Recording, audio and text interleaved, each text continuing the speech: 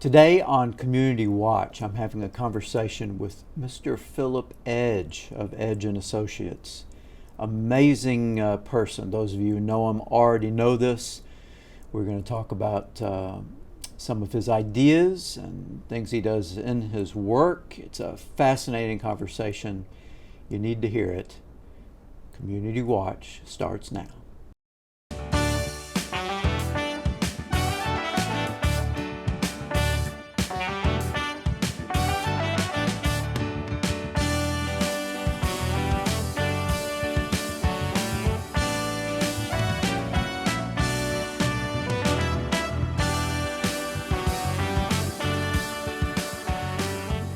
Welcome to Community Watch. I am beyond thrilled to have my guest today with me to discuss, I don't even know what yet, Mr. Phillip Edge.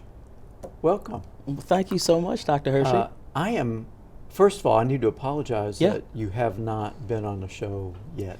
Oh man, I'm here now though. How about that? You are here, and you're a busy man.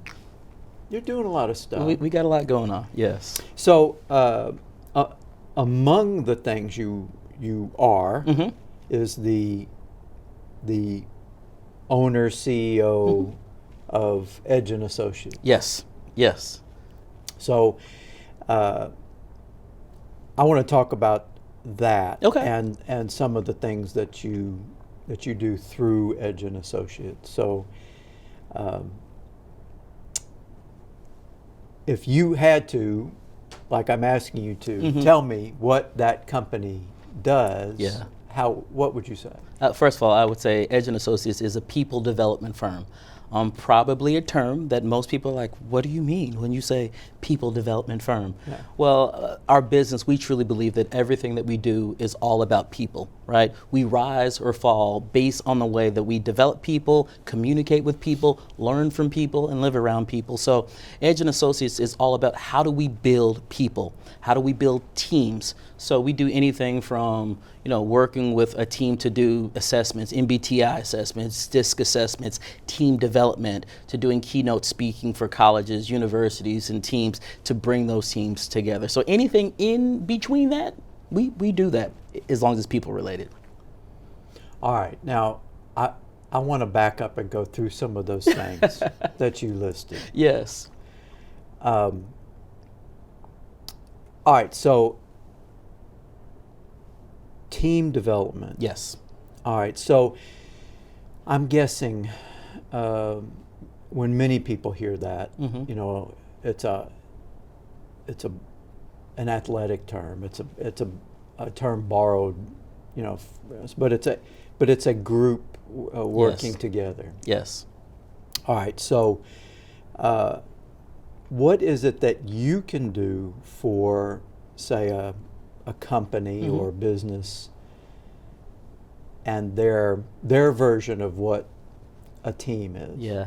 So the interesting thing about us is first and foremost, we like to sit down with our clients and figure out what is going on within their specific climate. So we really tailor whatever that is that we develop towards what's happening within that specific business place, that specific school, so on and so forth.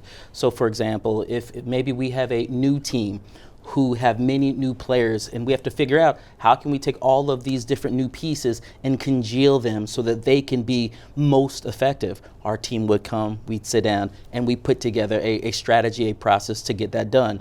Now, that may be a 1-day training, that may be a 6 months training, that may be a year training. I don't know. It depends on the need of that specific corporation, that specific school, so on and so forth.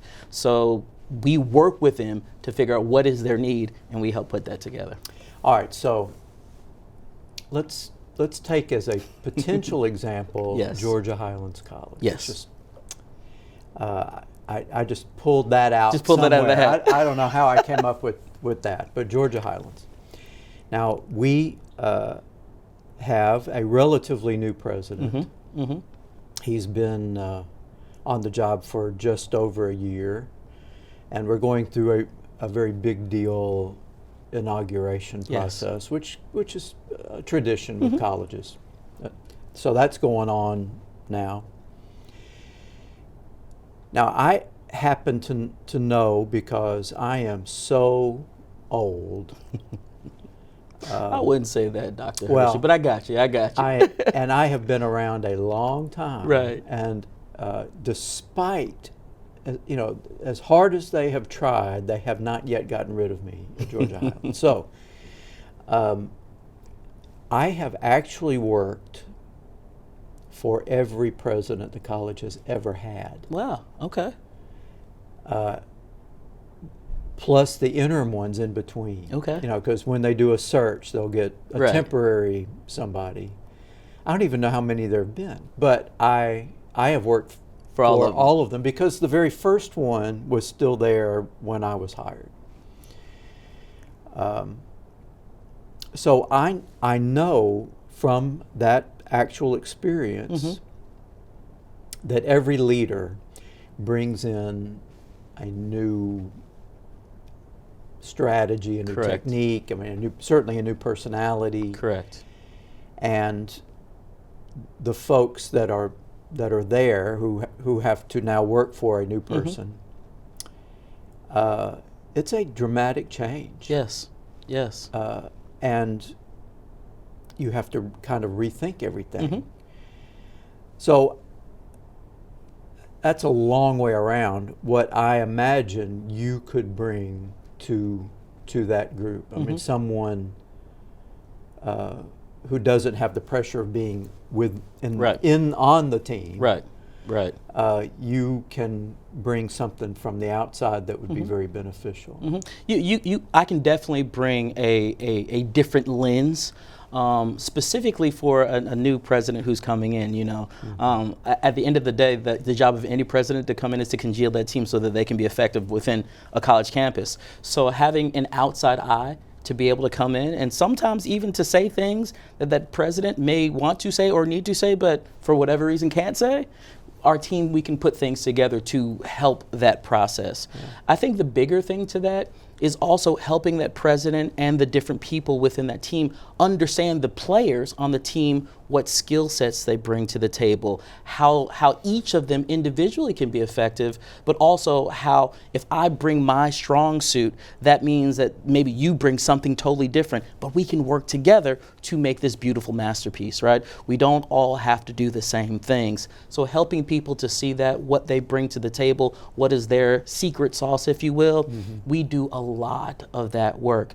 And many times we find out people who may have been working for a long time, they didn't even know. Yeah. They're like, I had no idea, right? So they're trying to figure out, why are they butting heads? Well, they're butting heads maybe because they're trying to do the same thing or even saying the same thing, but they're saying it in a different way. So we help bridge the gap and we help serve as translators for teams so that they can understand each other. Because I imagine any organization goes through periods of dramatic change. They do, and you're saying the right word. Many times it is literally a change management process that we're taking teams through. Especially if we have an extended opportunity where we're there to work with them for a while. A lot of times we say, in 4 hours and 8 hours, you're not necessarily going to change behavior, but what we try to do, we try to shift perspective. So we try to get people to at least maybe see things from a different vantage point or from a different lens in hopes that down the road, that different lens that they're seeing things through will help them and will help their team. So there's a lot, but it is a change management process. And for many of our clients, getting them to understand that will help them understand the sort of project that this is and the length or duration that it may take. So, I am imagining that kind of training, if that's the right word, would work not only with companies but with any organization. And I imagine you have done this with different kinds of organizations. Yes. Honestly, starting off corporate entities, Obviously, this works amazing with corporate entities, but really, we're really taking a shift here the past couple years, really focusing in on colleges and universities and working with students. Why are we doing that? Because we don't believe college students are the future. We believe college students are the now. So how can we help college students also to conversate effectively, to have effective communication, those sorts of things. So it really goes through the entire gamut, if you will, of people development. Yeah. It's from the beginning all the way through. All right, so how would you, and I'm thinking now about maybe a civic organization, maybe a nonprofit board, or something, a team that isn't in a business together, Right. and they don't have maybe the same, supervisor employee kind of relationships, Right. but different relationships.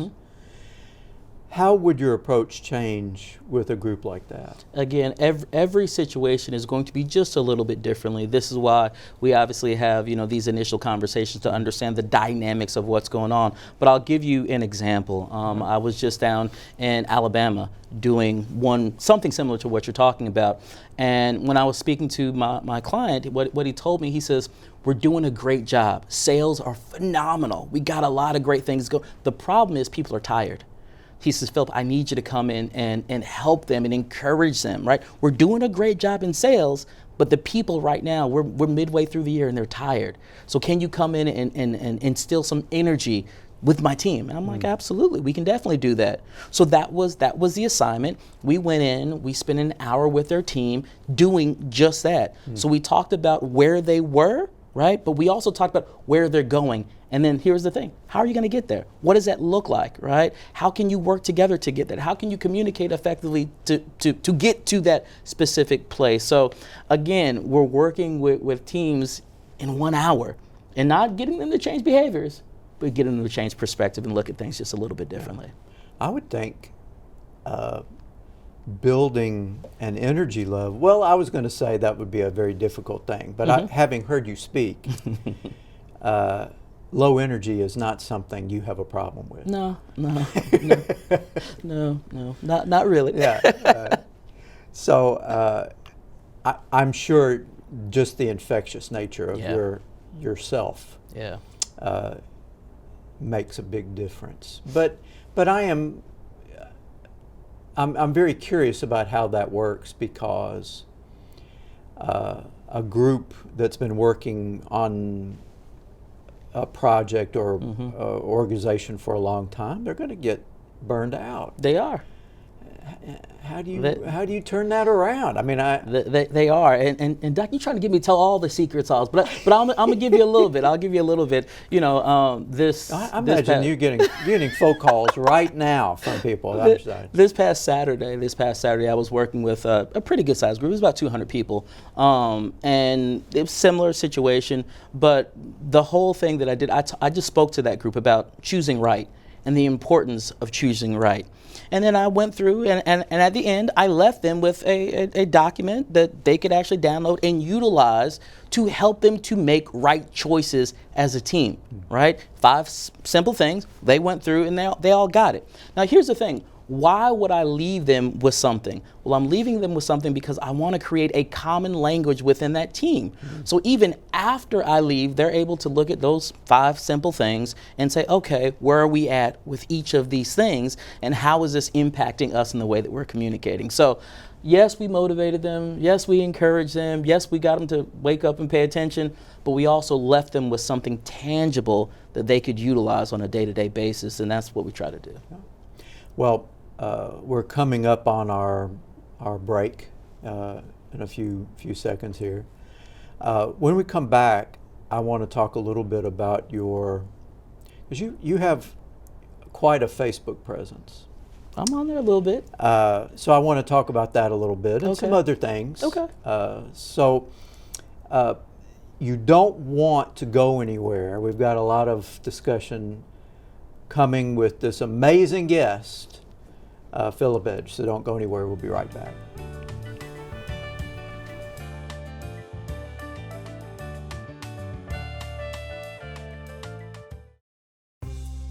belong at Georgia Highlands College.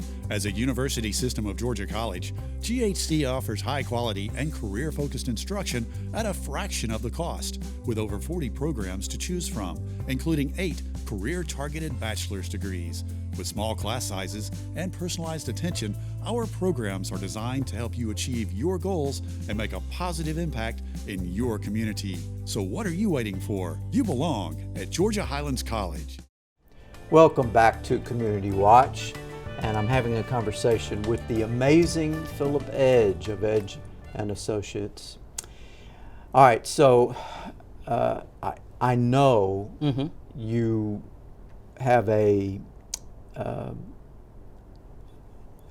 it's not a program that you have on Facebook. No. But it is kind of.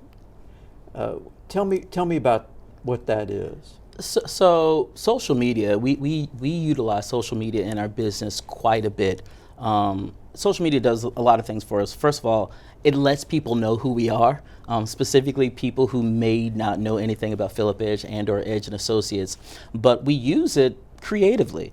For example, we have a podcast. And Fresh Take Podcast, so people can check out the Fresh Take Podcast on all social media platforms, by the way. You can check it out, right? But the cool thing about the Fresh Take Podcast, we're trying to take a fresh look at leadership. So we're talking about leadership, right?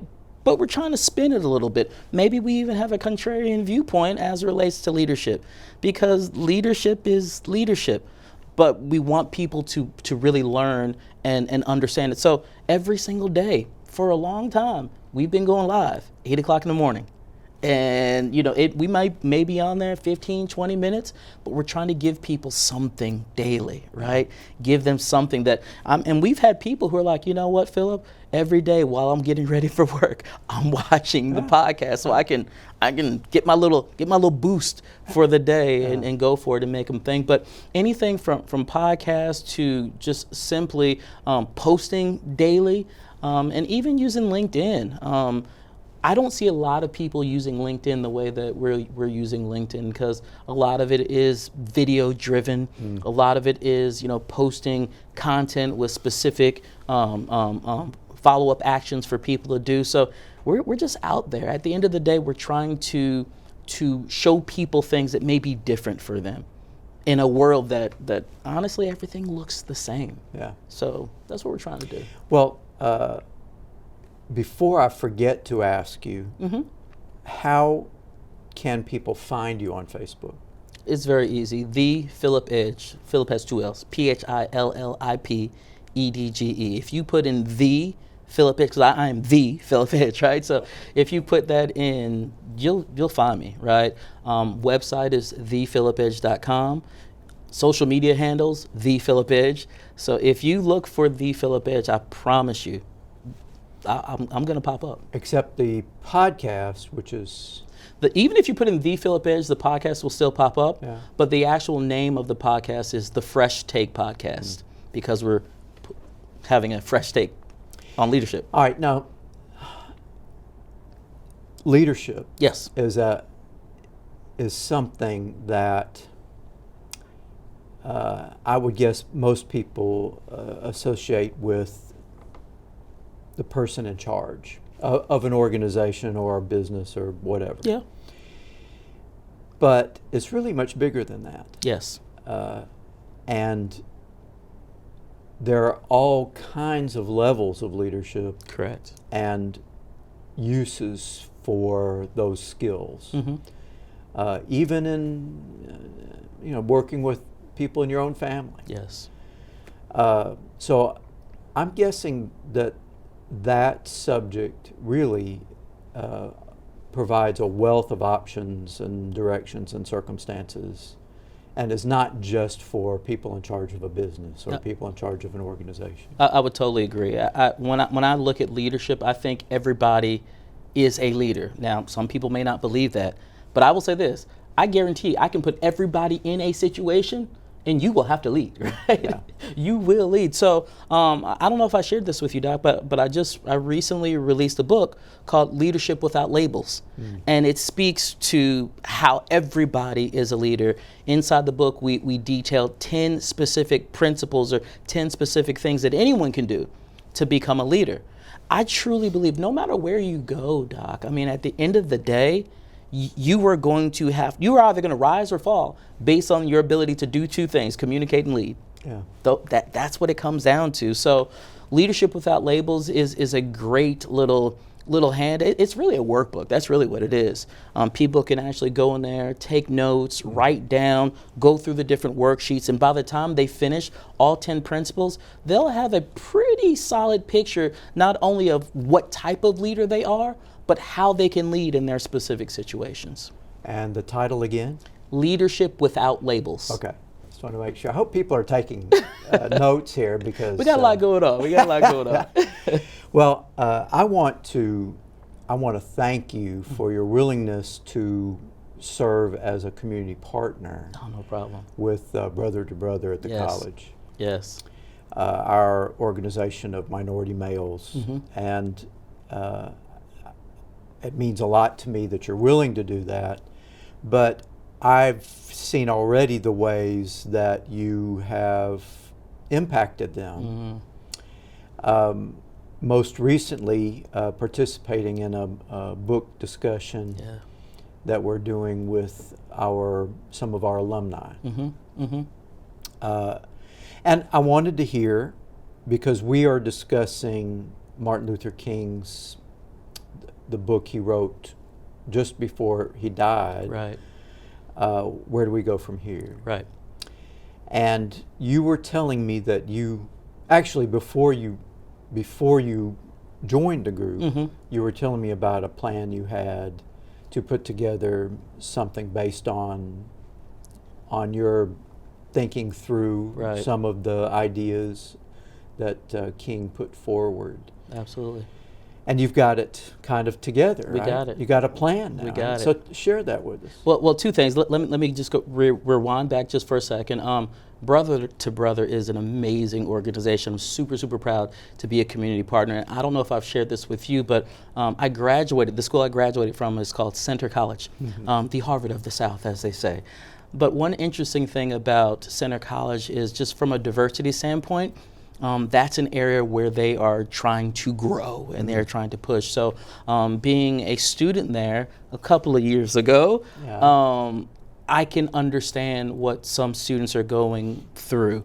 So that is really where my passion comes from, to really be able to be a part of Brother to Brother and be able to share whatever I can share with the group, because they are some phenomenal young men, and I'm having a blast with them. So wanted to throw that out there. But we were having a conversation in regards to the Kingian nonviolent way of doing things. And for some people may or may not know, there are 6 principles that Dr. King utilized to walk his the whole civil rights movement was really based on these 6 principles.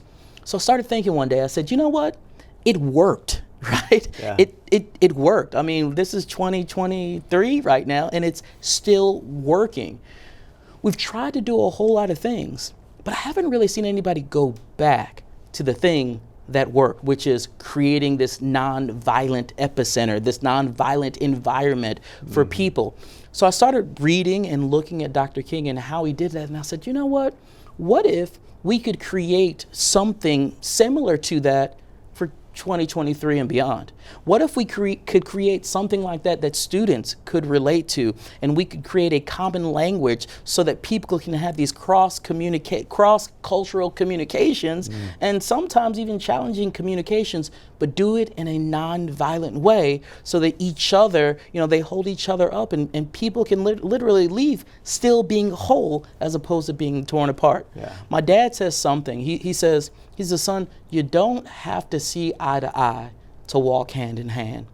And so thinking about the 6 principles from Dr. King, thinking about some of the things that my dad said, I put together a tour.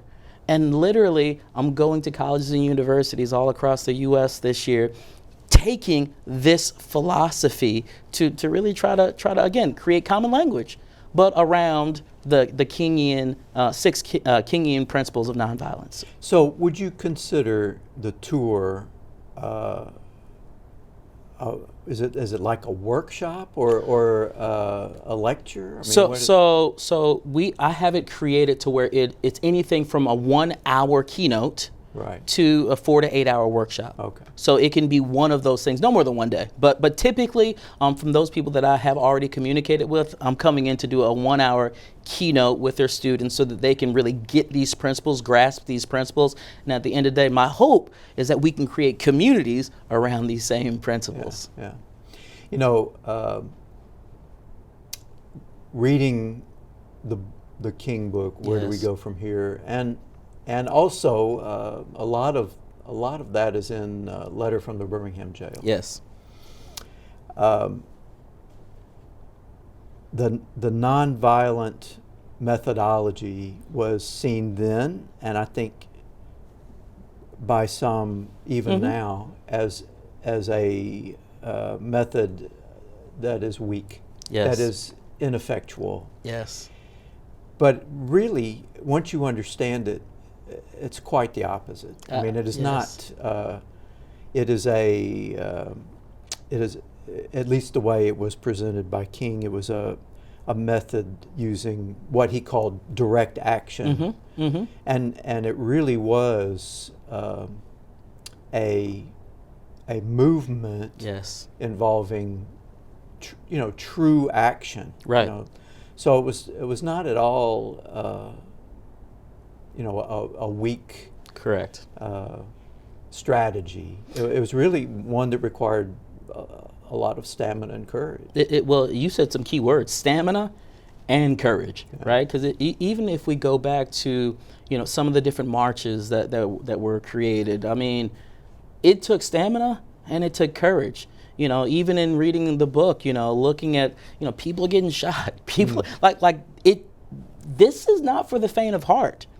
Now, the interesting thing, though, is they had to have a strategy.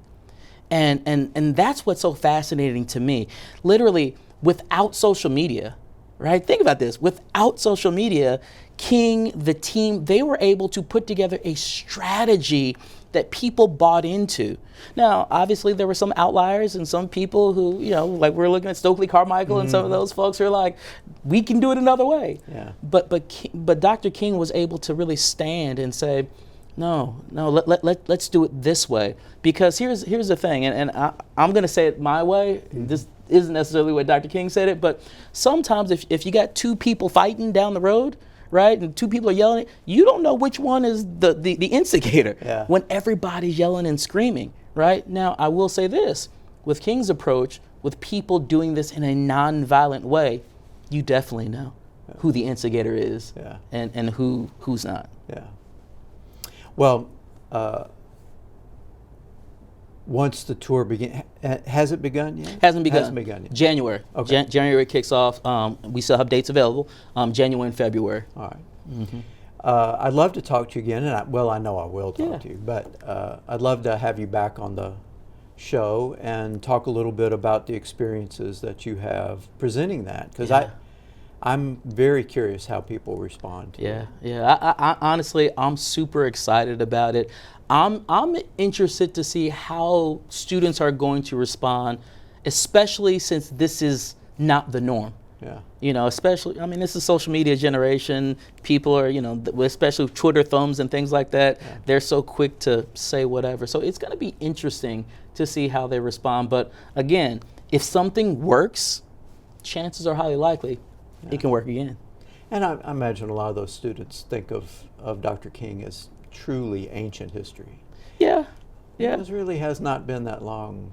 No, especially, what was it, a couple weeks ago, I was able to see his daughter, Dr. Bernice King. Right. That's right. And watching her and listening to her stories, I was like, that wasn't that long ago. Yeah. I mean, this lady is standing in front of us, testifying, if you will, of stuff that really happened and really occurred. I want to thank you for being with us, because we're totally out of time.